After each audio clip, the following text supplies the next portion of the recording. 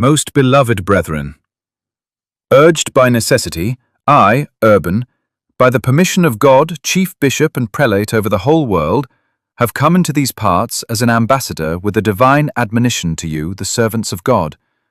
I hoped to find you as faithful and as zealous in the service of God as I had supposed you to be, but if there is in you any deformity or crookedness contrary to God's law, with divine help I will do my best to remove it. For God has put you as stewards over his family to minister to it. Happy indeed will you be if he finds you faithful in your stewardship. You are called shepherds. See that you do not act as hirelings, but be true shepherds, with your crooks always in your hands. Do not go to sleep, but guard on all sides the flock committed to you. For if through your carelessness or negligence a wolf carries away one of your sheep, you will surely lose the reward laid up for you with God. And after you have been bitterly scourged with remorse for your faults, you will be fiercely overwhelmed in hell, the abode of death. For according to the gospel, you are the salt of the earth. But if you fall short in your duty, how, it may be asked, can it be salted? Oh, how great the need of salting! It is indeed necessary for you to correct with the salt of wisdom this foolish people, which is so devoted to the pleasures of this world, lest the Lord, when he may wish to speak to them, find them putrefied by their sins, unsalted and stinking. For if he shall find worms, that is, sins, in them, because you have been negligent in your duty, he will command them as worthless to be thrown into the abyss of unclean things.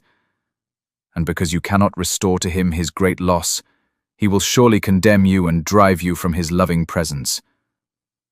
But the man who applies this salt should be prudent, provident, modest, learned, peaceable, watchful, pious, just, equitable, and pure. For how can the ignorant teach others? How can the licentious make others modest? And how can the impure make others pure? If anyone hates peace, how can he make others peaceable? Or if anyone has soiled his hands with baseness, how can he cleanse the impurities of another? We read also that if the blind lead the blind, both will fall into the ditch. But first, correct yourselves, in order that, free from blame, you may be able to correct those who are subject to you. If you wish to be the friends of God, gladly do the things which you know will please him. You must especially let all matters that pertain to the church be controlled by the law of the church.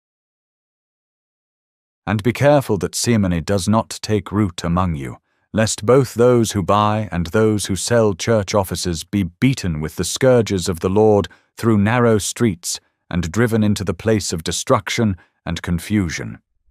Keep the church and the clergy in all its grades entirely free from the secular power. See that the tithes that belong to God are faithfully paid from all the produce of the land. Let them not be sold or withheld. If anyone seizes a bishop, let him be treated as an outlaw. If anyone seizes or robs monks, or clergymen, or nuns, or their servants, or pilgrims, or merchants, let him be anathema. Let him be cursed.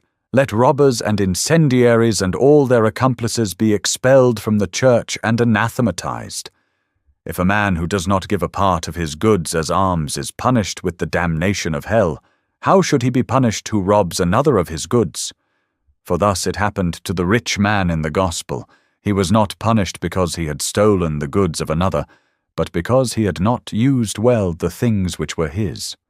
You have seen for a long time the great disorder in the world caused by these crimes. It is so bad in some of your provinces, I am told, and you are so weak in the administration of justice, that one can hardly go along the road by day or night without being attacked by robbers. And whether at home or abroad, one is in danger of being despoiled either by force or fraud. Therefore it is necessary to reenact the truce, as it is commonly called, which was proclaimed a long time ago by our holy fathers. I exhort and demand that you, each, try hard to have the truce kept in your diocese, and if anyone shall be led by his cupidity or arrogance to break this truce, by the authority of God, and with the sanction of this council he shall be anathematized. Although, O sons of God, you have promised more firmly than ever to keep the peace among yourselves and to preserve the rights of the Church, there remains still an important work for you to do. Freshly quickened by the divine correction, you must apply the strength of your righteousness to another matter which concerns you as well as God. For your brethren who live in the East are in urgent need of your help, and you must hasten to give them the aid which has often been promised them.